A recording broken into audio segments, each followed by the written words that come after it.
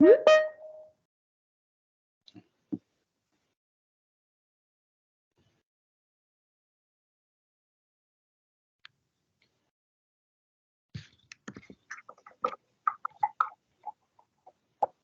we start?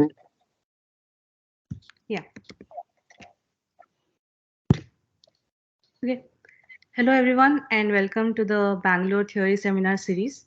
Our speaker today is Daniel Dadush. Daniel is a senior researcher at CWI, where he leads the Networks and Optimization Group. He was a Simons postdoctoral fellow for 2 years at the current Institute of Mathematical Sciences, NYU, after completing his PhD at Georgia Tech. His research interests range from convex optimization to lattice algorithms and the geometry of numbers. And his work on the complexity of branching proofs received the Best Paper Award at CCC 2020. Today's talk is on integrality gaps for random integer programs via discrepancy. Welcome, Daniel, and over to you. Well, thanks so much for inviting me. I'm excited to give the talk. I just want to say I'm happy if this is interactive. So if anyone has any questions at any time, please feel free to unmute yourself and or even share your video. And I think that would be great. So today I want to talk to you about some joint work with my PhD student Sandra Borst and a postdoc at MIT, Dan McCullenser. The theme of the talk is going to be about beyond worst case analysis, or at least average case analysis of techniques used to solve integer programming. And in particular, we'll be talking about the branch and bound algorithm. And in general, I'll try to give a lot of, let's say, the background, the technical background behind. There's sort of a few papers related to this topic. So it'll take a little bit for me to get to the precise results in this paper, but I think hopefully it'll be worth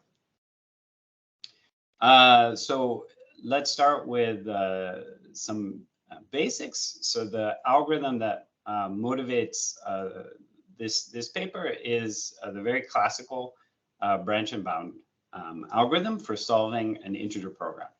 So when you're trying to solve an integer program here, we have the form. You want to maximize some linear function over the points, integer points inside a polytope. So the polytope here is the triangle, and it has 3 points inside. Actually, can you see my cursor, just out of curiosity? Oh, yes, we can see that. Yeah, you can see my cursor. Okay, good. So you have these 3 points.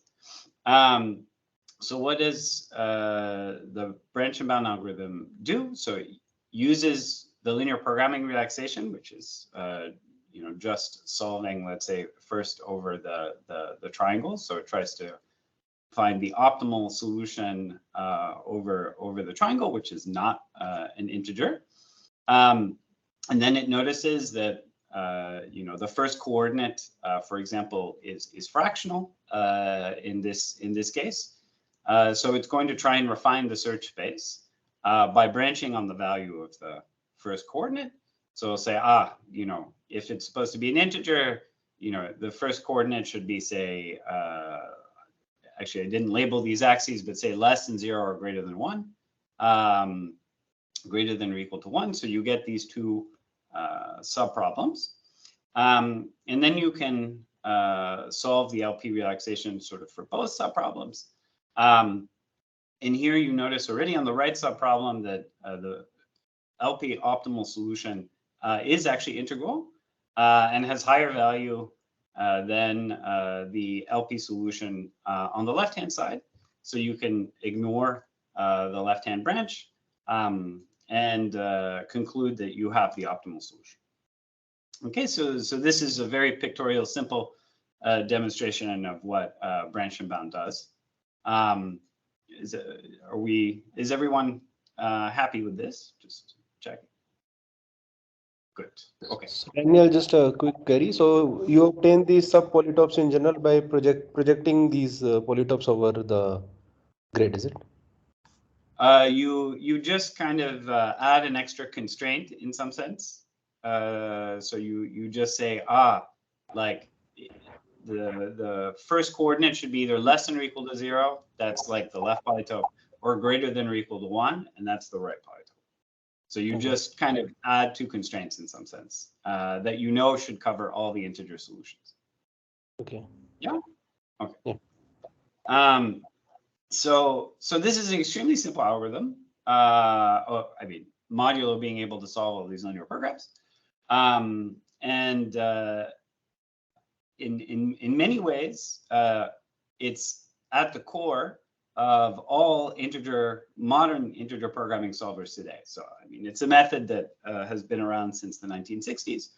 And in some sense, at the core of all integer programming solvers, modern integer programming solvers such as Gurobi and Cplex, you know, at the base, it's branch and bound with lots of additional tricks, many additional tricks. But in this context, what I'm interested in, you know, is to understand when does this sort of core technique actually make sense from at least the theoretical perspective. We already know, in some sense, in practice, that it makes sense because this is what people use at the end of the day. But when does it, you know, provably make sense? And so, from this perspective, we want to, you know, remove all possible tricks and just look at the core method by itself, you know, without any modifications, and say, you know, for which instances of integer programs can we say that this method actually produces small branch and bound trees. So the key measure of complexity in some sense here that we'll be interested in is how many subproblems essentially you need to solve when you're solving the branch and bound, when you're solving the integer program. And that's essentially going to be, you know, the number of nodes in this branch and bound tree. You have this tree structure that you get by progressively partitioning the subproblems into two at every step. Okay. So just to give you some sense, it's, you know, it's actually not particularly difficult to fool the branch and bound algorithm.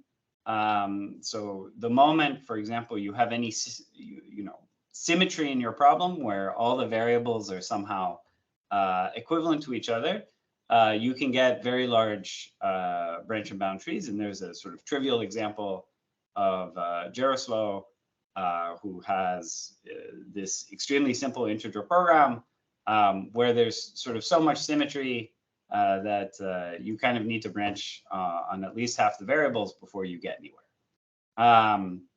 So that's one thing that can happen. And then, you know, people have been trying to find sort of more powerful systems than just branch and bound for either solving integer programs or doing things like proving unsatisfiability of satisfiability formulas. So that's the second bullet here. And in this case, people look at, let's say, a big brother of what sort of the corresponding thing in SAT solving is when you're looking at branch and bound, and that's called resolution. And branch and bound really corresponds to what's called tree-like resolution, which I won't really sort of get into much detail about. But in essence, people have developed sort of many instances where you can show that you know, things like branch and bound and stronger versions of them will not work. So that's, you know, should be taken to say, okay, we're not going to be able to prove that this method is, you know, great in general. So you need to have more assumptions and perhaps you know, nicer class of integer programs that you're going to be working with. So in our case, one thing that we will look at that turns out to be extremely relevant is called the integrality gap. So that's just going to be the absolute value of the difference between the value of the linear programming relaxation, so that's the value of this vertex up here, and the value of the integer program. Okay, so when you look at these two things, the smaller the gap, we're going to hope in some sense that the instance will be easier to solve. Of course, if the gap is 0, then the instance should be in some sense trivial to solve. We'll try and make that precise as we go along. So this is going to be in essence our parametrization to help understand when an IP will be easy or hard to solve. So when does this parametrization provably make sense? So here, this is in a case where you really have like a deterministic statement that if the integrality gap is small, the problem is easy to solve. And this is in the very nice context of the vertex cover problem. So here you have a graph, and you want to pick the smallest subset of nodes that you need to cover all the edges, i.e. such that every edge is incident to at least one of the nodes in the cover. And there's a very simple and natural linear programming relaxation that I don't know, maybe many of you have seen, I'm not sure. That's on the sides. It basically says for every edge, you have to pick at least one or the other side. There's a beautiful paper from about 10 years ago. And then some colleagues of mine, Shantanu Day, Yetzar Dubey, and Marco Molinaro, and others, sort of automize the proof that the previous set of authors had in terms of a branch and bound algorithm. And they showed that if the integrality gap of this problem, so the value of the LP, which is in this case a lower bound on the size of the vertex cover and the size of the true vertex cover, if that difference is at most k, then you can show that if you do branch and bound carefully, that the number of nodes in the branch and bound tree is at most 4 to the k. Okay, so if you have a small integrality gap for the vertex cover problem, in some sense, the problem becomes easy. Okay, and this generalizes another version of this result, or it contains an older result as a special case, which is to say, if you know that the vertex cover, the optimal vertex cover, is supposed to be small. So in some sense, if not just the difference, but if just the size of the vertex cover itself has size less than k, then it's also easy to solve the problem. And this is in some sense a generalization of that result. So, okay, so yeah. Sorry, kind of a stupid question, but like, can't I make like a arbitrary small, like just normalizing the problem? Yes, so that's true. So whenever we're talking about integrality gap, you have to sort of appropriately normalize, at least the objective. Like you could like divide the objective by a million, and then the integrality gap will go down. So somehow you have to be careful with your normalizations. And in this case, like in the case of vertex cover, you don't need to normalize at all. I mean, somehow it's correctly normalized as is. I see. Does that make sense? Yeah, but it's a very good question. Yeah, it's not like a completely generic statement. Yes. All right, so let me give you, so in the previous case, there ends up being a huge amount of structure that tells you why the integrality gap is sort of a very strong quantity to have, as in it being small.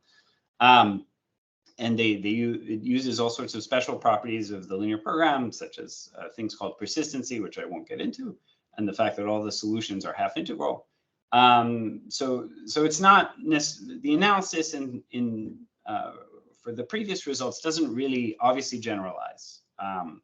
So now let me give you something that does generalize and is a very nice and generic observation that builds a closer link between the integrality gap and the size of a branch and bound tree.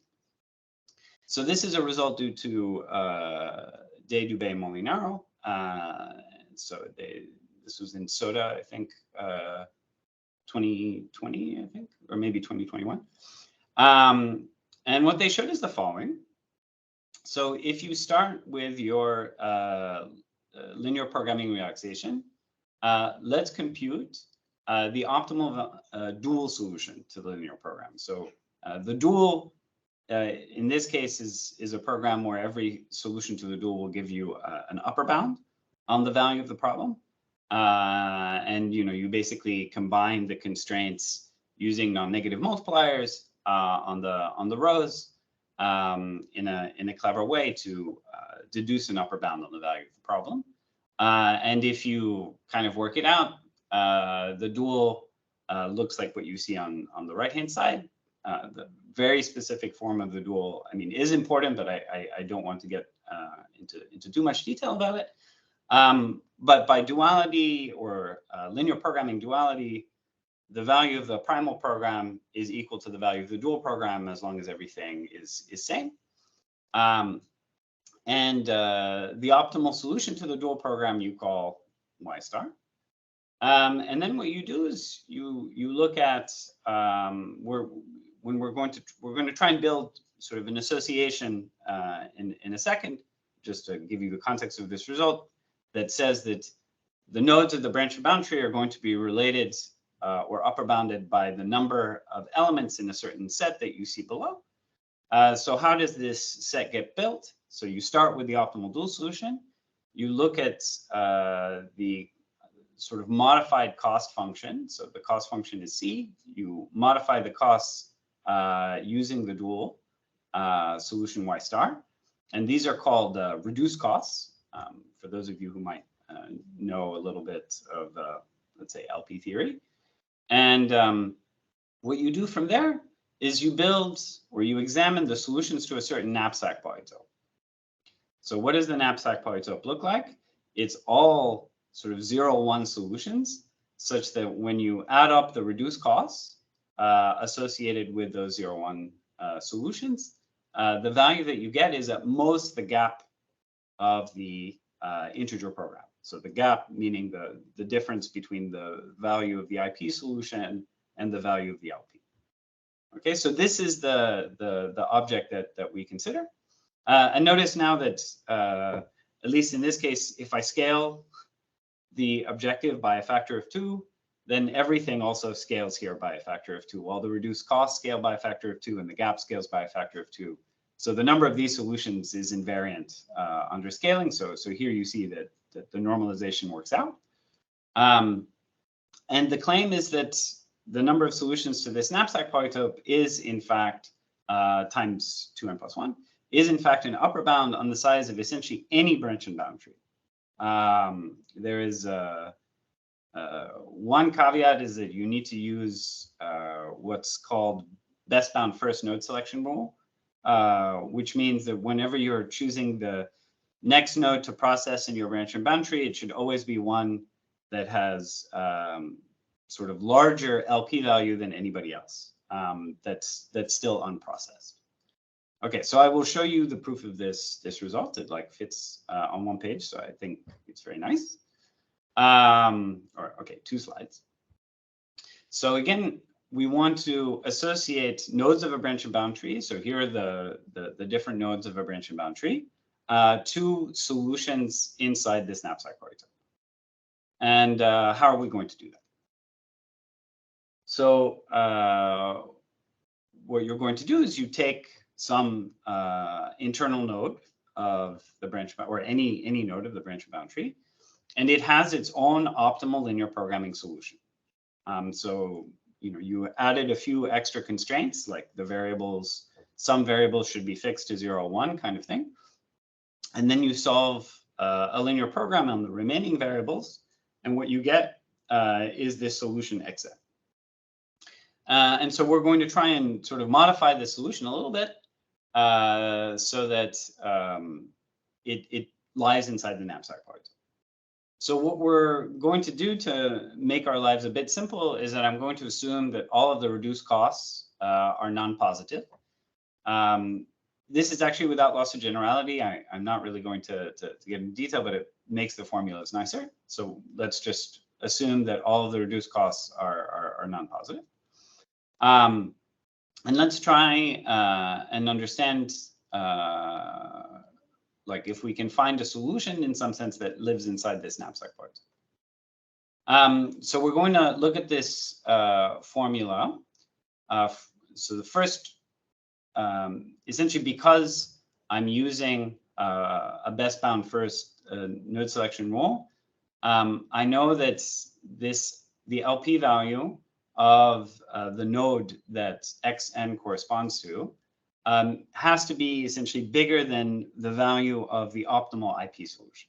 Like essentially that's the only thing that this best bound first is used for.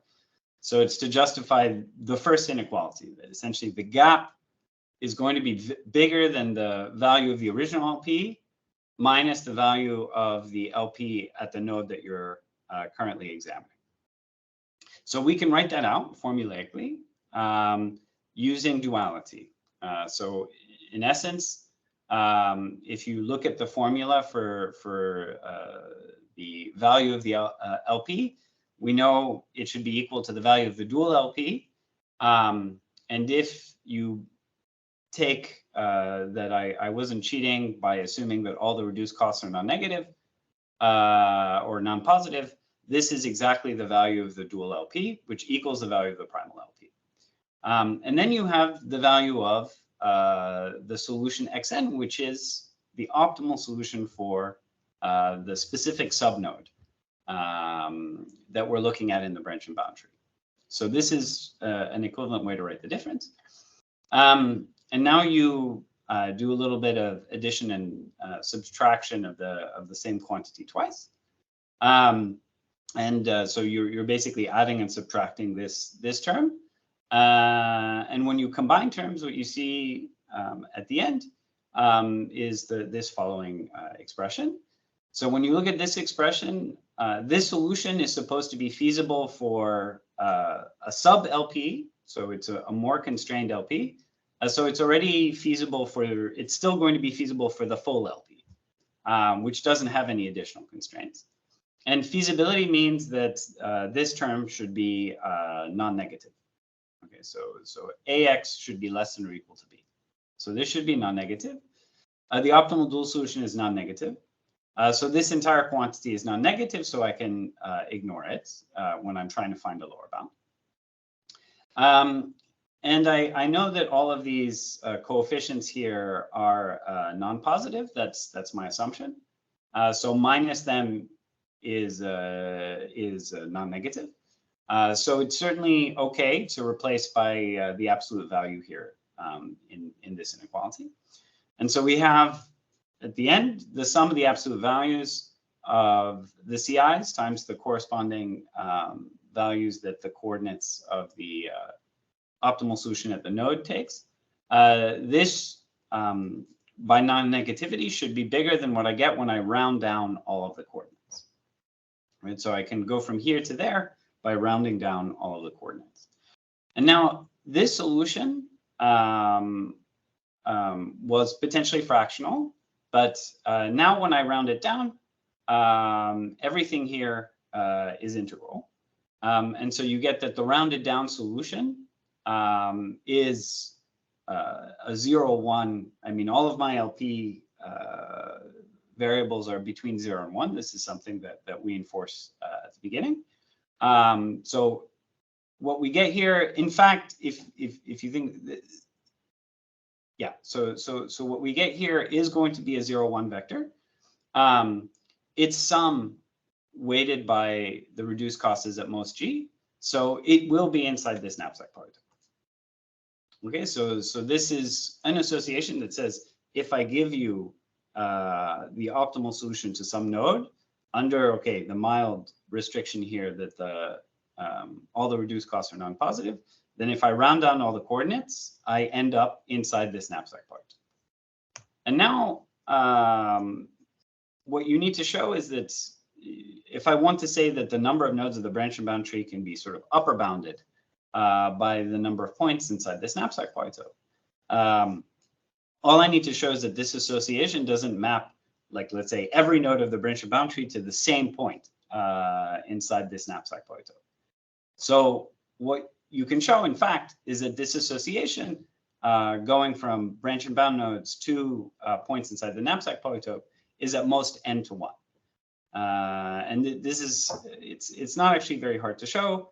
Essentially, all you need to show is that like all the possible solutions that could get sent to the same point in the knapsack polytope have to lie on like one path going down the branch and bound tree.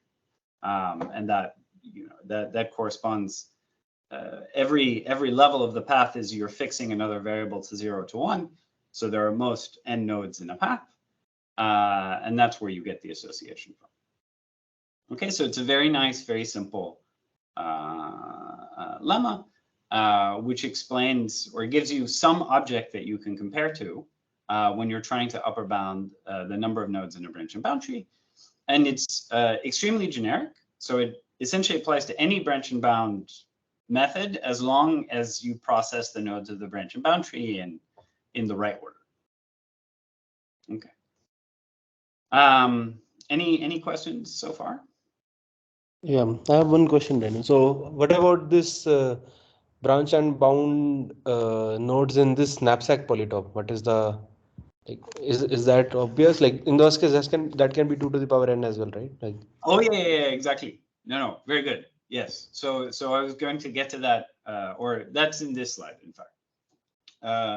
So now, indeed, yes, this can be gigantic. The good thing about it is that it's something somehow more concrete and geometric that you can measure, and hopefully, in nice cases, that you can upper bound. And so, yeah, this is exactly the point of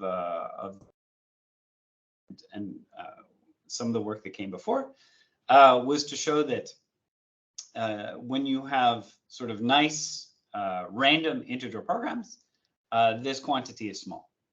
So here, again, starting from the beginning, we were interested in some form of beyond worst case analysis of the branch and bound algorithm.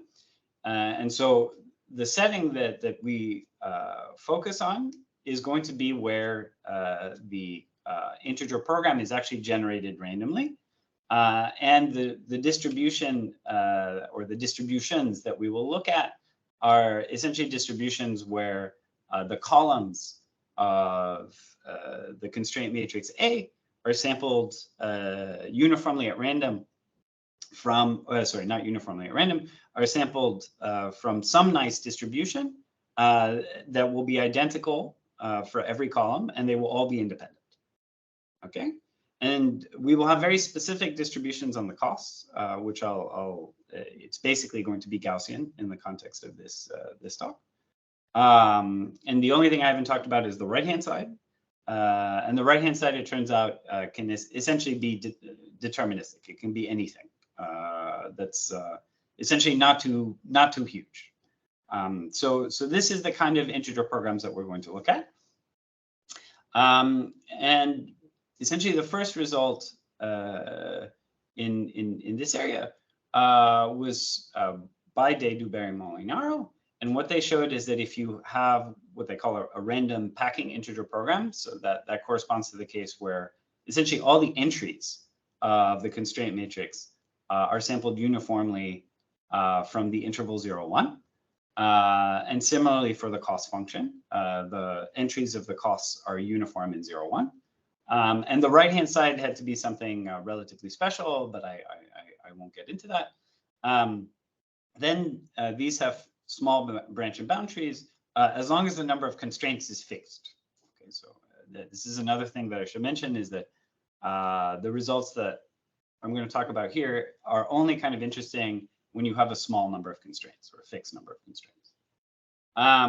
So in work that succeeded Dubey and Molinaro, my students and I showed that this kind of following meta theorem that hopefully helps motivate why the title of the talk is about integrality gaps. So we basically showed that if you give me a random IP of this type, where you give me additional information, which is that, okay, the distribution of the column should come from what's called a log-concave distribution, and it should essentially have, you know, mean 0 and variance 1. Actually, in the meta theorem, we don't need mean 0. Let's say any mean, but variance 1 in the sense of, yeah, I won't say that yet, but some notion of the same variance in every direction. Then if you want to show that the branch and bound tree is not too huge, so this expression on the right-hand side is the notion of not too huge. So some power n to the m is the number of constraints. As I said, this is only interesting when the number of constraints is, say, constant, which, for example, would be the case when you're looking at solving a knapsack problem. Times this scary looking term, which is e to the square root n times the gap. Okay, so the probability that your branch and bound tree is smaller than this is at least the probability that the gap itself is smaller than the bound that you set out for here, minus some terms that are 1 over polynomial in the, actually it should be, I think, even in the number of inequalities. Yes, and sorry, in the number of variables. Sorry, this is good. So this term, essentially, we can ignore it. We're going to assume that that's low probability, and the term that you know, we really need to care about is the probability that the gap is small. So in essence, this for a wide class of random integer programs, if you want to upper bound the size of the branch and bound tree, you just need to show that the gap is small. Okay, so that's basically the essence of the result. And going back to this question about normalization from the beginning, like essentially the fact that we are assuming that the columns of the random variable or the columns of A have sort of variance 1 in every direction is what normalizes the instances correctly. Okay. So like Daniel, one question with this. So yeah. like with high probability, this A will be like a full rank matrix, right? So what kind of Yeah. In fact, what you should think is it's a very long and skinny matrix. So in essence, the number of variables that we will have will be much bigger than the number of constraints, and so it'll definitely be like well, rank m. Yeah. So for any B, this will work then, yeah. For any. Like you didn't say anything about the B vector. So for any B, this will work. Yes. Yes. So this is actually a meta theorem in the sense that it's whatever you can prove about the gap, you know, like this inequality will hold. So basically, as long as you can show that the gap is small, everything will be fine. But for some B's, you know, maybe the gap is not going to be small. And so here, this is not saying, you know, directly that the gap for some nice class of programs that you might have in mind is small. It's just saying if you can show that it's small, the branch and bound trees will be small. I see. Does that make sense? Yeah. Thanks. Yeah. Okay. Good. So now what we know is that for, let's say, reasonably nice distributions of random integer programs, you know, sort of independent columns, the coefficients of the objective are independent, etc. If we can prove that the gap is small, we can show that the size of the branch and bound tree is also small. And so how small can one show that the gap can be in sort of the cases that will be of interest here? So it turns out that previous works, in particular of Luker and Dyer and Frieze in the 80s, showed that for nice random packing integer programs, so again, where the coefficients are uniformly chosen from 0, 1, that in fact the integrality gap scales as the number of variables goes to infinity, so the number of columns of A goes to infinity, as sort of log square n over n. And sort of magically, mystically, like this is still, I mean, it's still a bit magical to me, but if you plug in log square n over n into e to the square root of ng, you get a polynomial in it. You know, the ends cancel, and so you get e to the square root log n squared, so it's some e to the log n, or e to the order log n, which is a polynomial in it. So in fact, if you black box plug in, you know, the meta theorem, you get that the size of the branch and bound tree is in fact polynomial. The exponent of the polynomial is gigantic.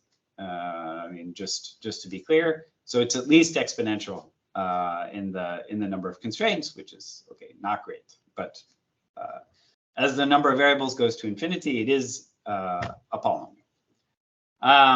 And we extended this in work, well, okay, that got published in IPCO, and this is the journal version, to the case where the constraint matrix and the coefficients of the cost are standard normal random variables, so mean 0, variance 1. So all of the coefficients are mean 0, variance 1, and you get essentially the same kind of result with fewer restrictions on what the right-hand side needs to look at, and you get a better dependence in the Gaussian case on the number of inequalities. It becomes the exponent, the power of n that you will have will end up being only a polynomial in the number of constraints as opposed to an exponential.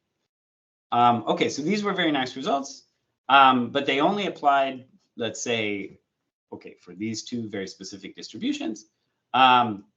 And so what we were trying to understand is, how far can you push this technology?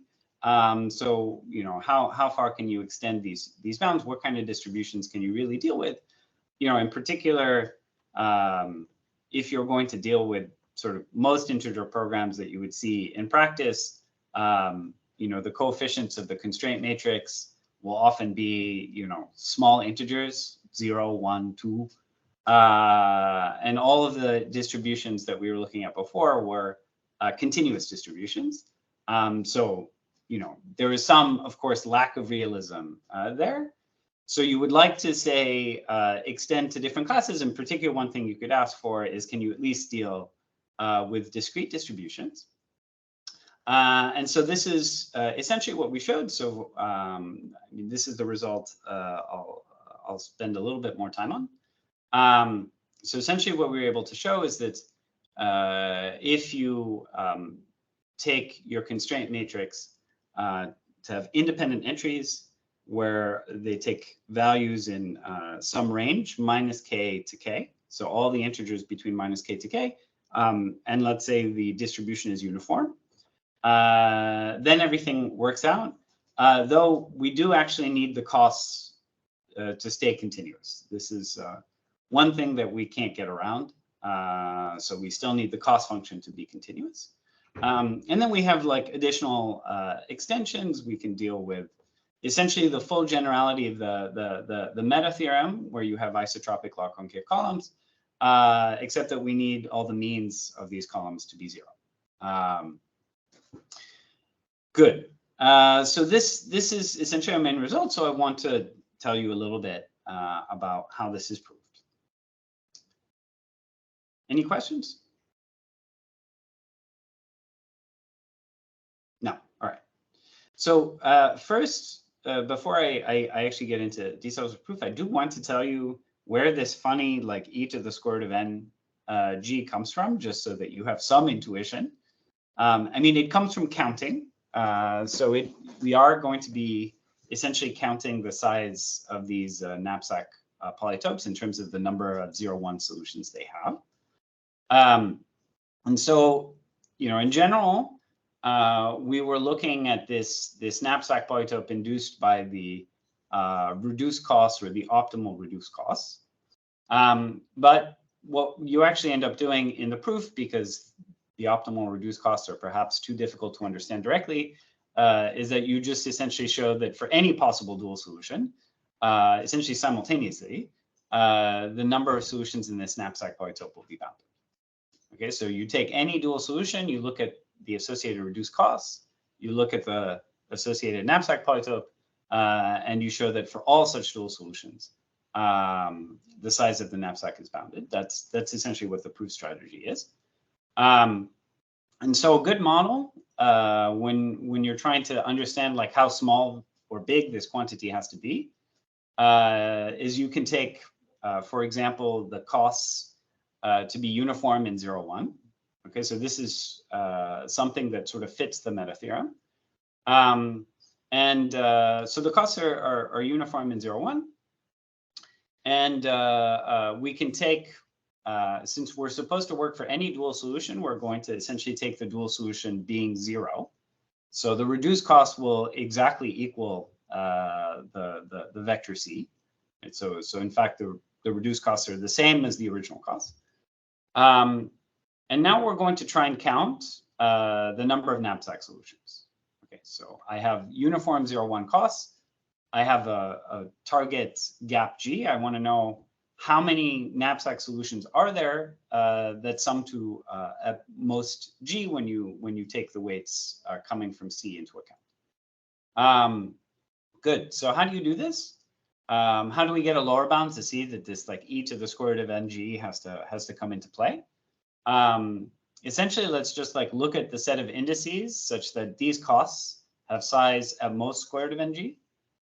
Okay, and since the distribution of C is uniform, like the probability that any particular guy and they're independent, the probability that any particular guy has size at most square root of ng is exactly square root of ng, because that's the length of the interval from 0 to square root of ng. So in particular, the number of guys on average that you expect to take is sort of this fraction of the total.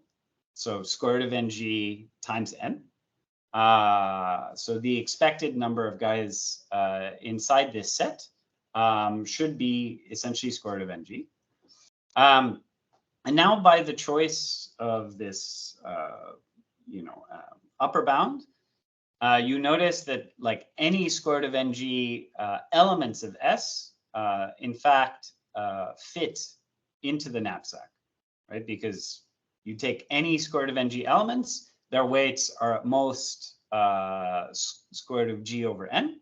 So when you multiply the two, you get g, right? So any square root of ng elements fit inside the knapsack.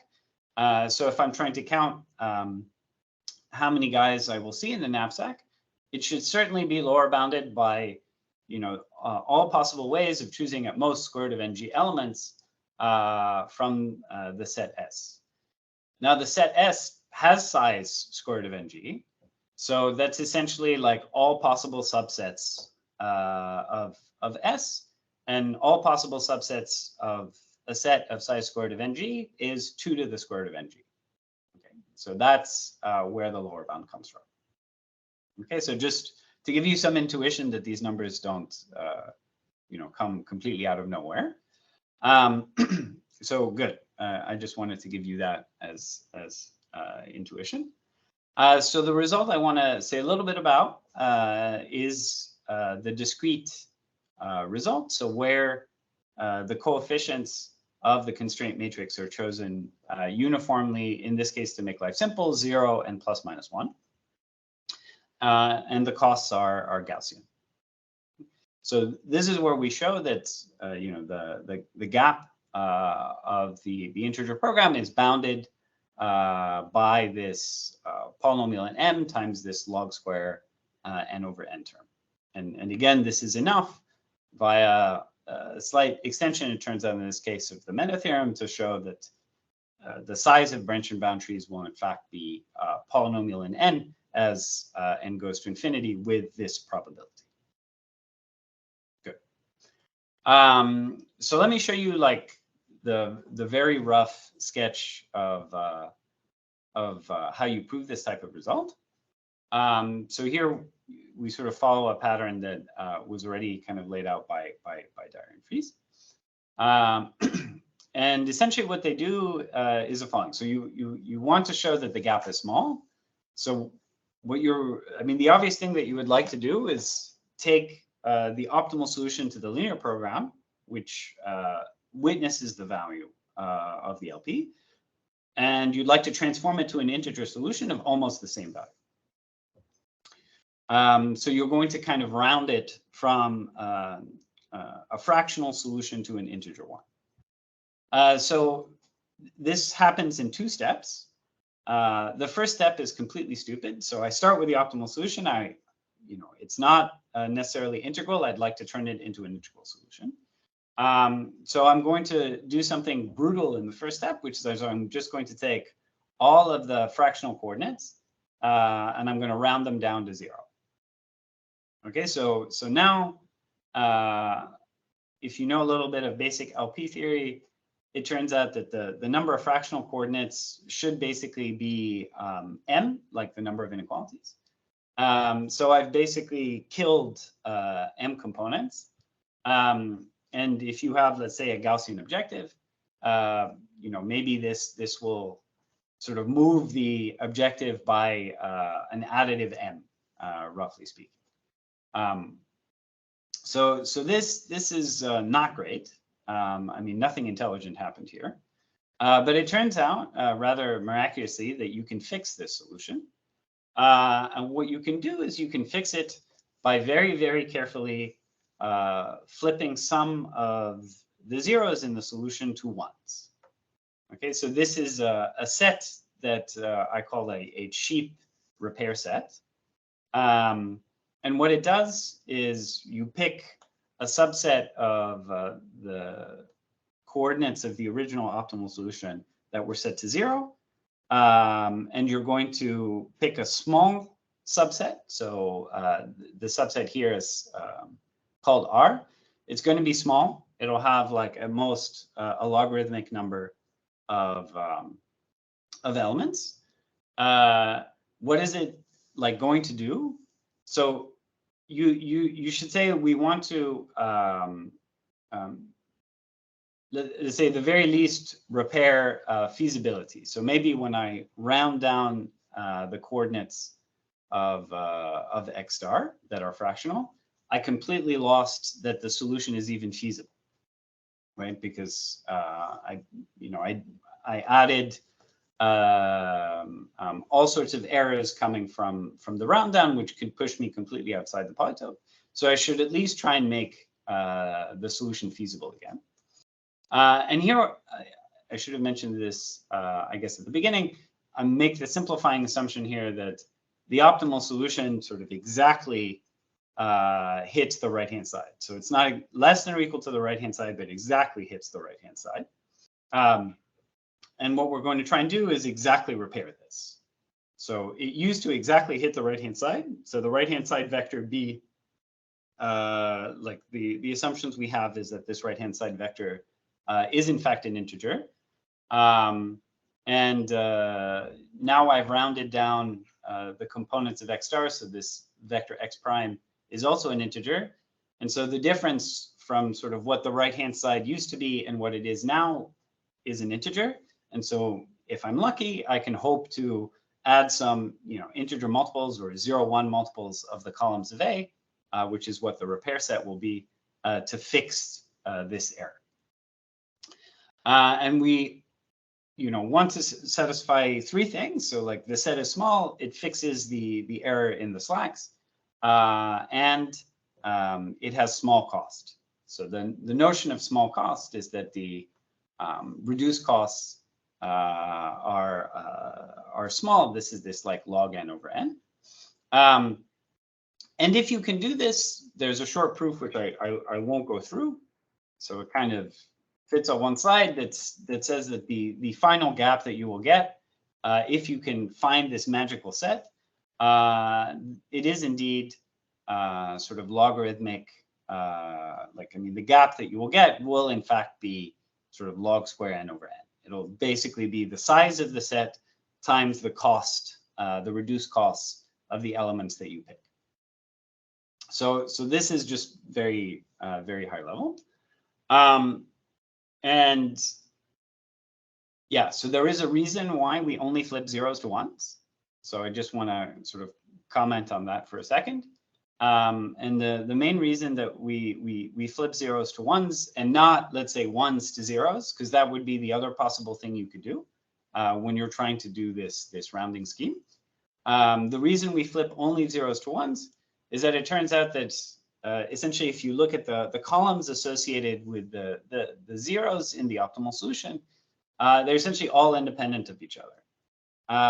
And in particular, I mean, they're all independent of each other, and they just satisfy that the reduced cost should be non-positive. That's essentially the condition that you get. So this independence is like extremely useful. I mean, there's some conditioning that occurs, but basically all the sort of zero columns associated with the zeros of the optimal solution are morally independent from each other. So hopefully you can use them, or you can use the randomness in them to help fix your rounded optimal solution. So when we're looking at this problem, you have when you're trying to prove this integrality gap bound via this strategy, you have sort of two problems. One of them is when you're trying to build this set R, one of the problems that you might have is that maybe you sort of don't have enough zeros in the optimal solution to the LP to be able to find your cheap repair set. So this could be like this is sort of a first order concern. And that turns out in the case where the objective is Gaussian somehow to be easy to handle. The very non-trivial thing, on the other hand, is the second bullet, which is that I want to repair the slacks. So essentially, whatever the optimal solution had as its right-hand side. So I assume that AX star equals B in the overview. I want to be able to exactly get the same thing after I flip some zeros to ones. And that corresponds to this question. I mean, I have like this target that I'm trying to hit, which is the difference between the right-hand side that was achieved by the optimal solution and the right-hand side that's achieved by the partially rounded solution. And I want to be able to express that as a 0-1 combination of the columns of A that live inside the support of, or the zero set of the optimal solution. So, this part is highly unclear. So more abstractly, kind of what is this problem looking like? Like what kind of problem are we talking about? So we have what looks like or ends up being a problem that one could phrase as a discrepancy type problem, if some of you are sort of familiar with discrepancy theory. And the problem you end up with in the abstract setting is the following: is that you have a matrix A that has nice independent columns. So it has, every column has like a reasonably nice distribution. Every column is independent. You have a target that you're trying to hit. And by hit, what does that mean? It's that I'm trying to find a sort of small 0-1 combination of the columns of A. So I want to find a subset really of the columns of A, such that the sum of all of those columns equals my target. That's the abstract problem. And we want to know sort of general conditions, like for when you will have like solutions to this. And so this is essentially the most non-trivial thing that we did in the new papers, that we gave sort of very general conditions for when this is possible. So let me give you like a version of this that is restricted to the case where the columns are -1, 0, 1 vectors. And what it says is the following. And this essentially captures, all the difficulty of like every other case that we need to deal with in the paper. And it's sort of nice and hopefully clean to state by itself and understand. So what's the setting? We're starting with a matrix A that has independent and uniform 0 ± 1 entries. Okay. We have a target that we're hopefully trying to hit. And we want to know, when is there a small subset of the columns that hits the target. So how do we kind of parameterize this? So here's our random A. What we essentially say is the following. So you kind of pick a sparsity level. So you pick what fraction of the columns of A you want to use, up to constant factors.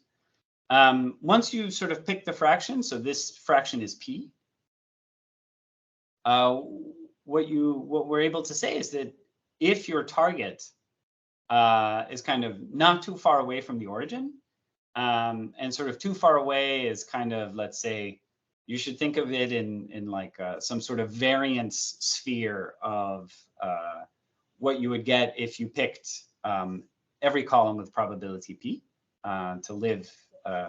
If I picked every column with probability P, like how big in L2 norm would this sum of columns be? And it would roughly be of size square root Pn times also square root of dimension.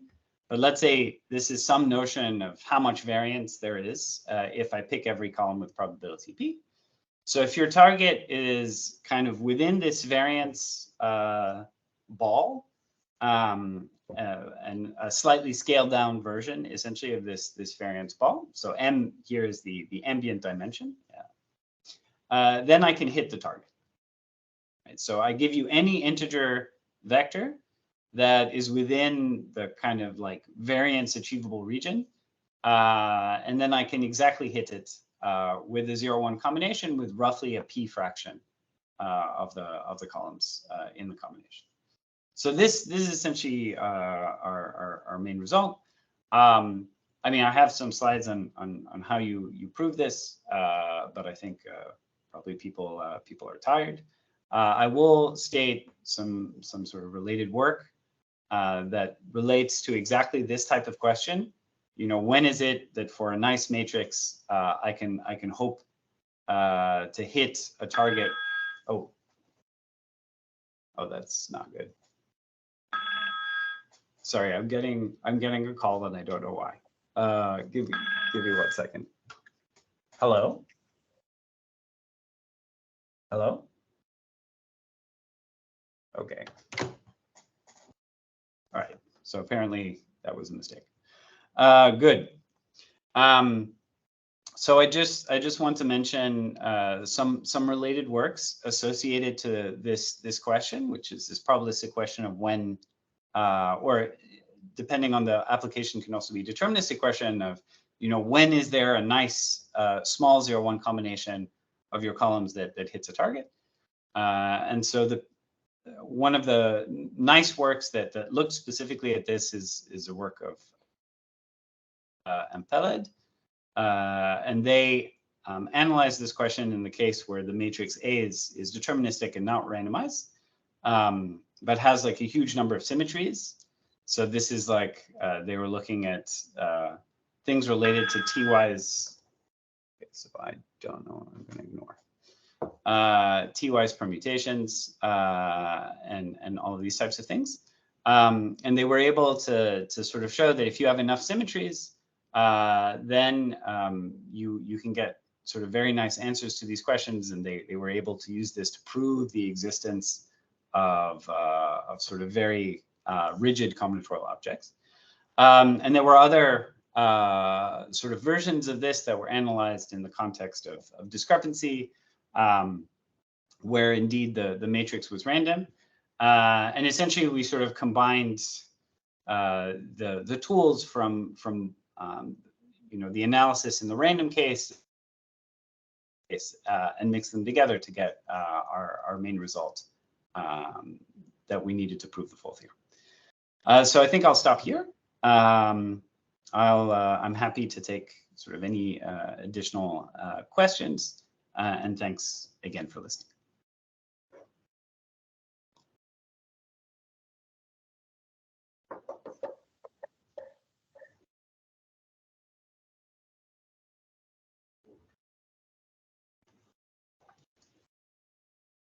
Okay. Are there any questions?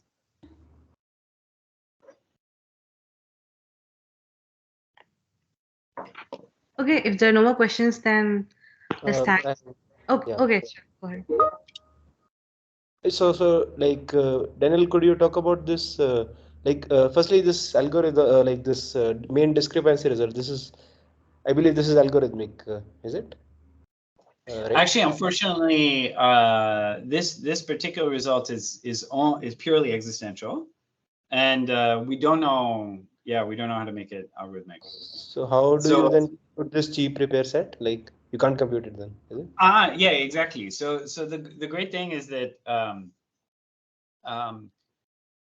right. So what we were doing is we were showing that sort of if the gap is small, then the other algorithm, which is branch and bound, will sort of inherit wonderful properties in the sense that it won't need to enumerate too many subproblems, so the tree will be small.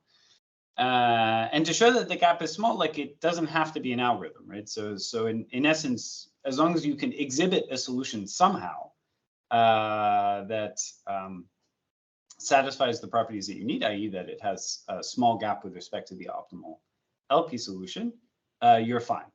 And indeed, yeah, like I mean the proof is completely existential. So like in essence, we use a Fourier analytic argument. We basically do this thing where I sample every column with probability P, and I do Fourier analysis to understand, what is the probability that when I do this, I'm exactly going to hit the target. And then you do a lot of work. I see. So one more question about this main result that you had. So there you make an assumption that the norm of B is square root, order big O of n, right? Less than n by n. So like here I should think of B as a 0 plus minus 1 thing, or what should I think of B as? Yeah. So basically, what's happening is like as the number of columns is increasing, like you have fewer and fewer constraints on B. So B lives in an m-dimensional space, which is fixed. Yeah, and I'm much smaller than n. So why do you need this assumption then? Like, because so, right. So basically, so if I made B like minus infinity or something, or like, then the LP itself would be infeasible, which is like an easy case, I guess, for integer programming. I mean, if the LP is infeasible, there's nothing to do. But certainly it's going to make all of your probabilistic analysis a nightmare because, like you really have to kind of figure out very precisely where's the threshold, for example, where the LP is going to be infeasible. And essentially all the constraint is trying to say is that, as you have more and more variables, essentially you have almost no constraints on B. Yeah, I see. Thanks, and very nice talk. Thanks for giving a talk at our seminar.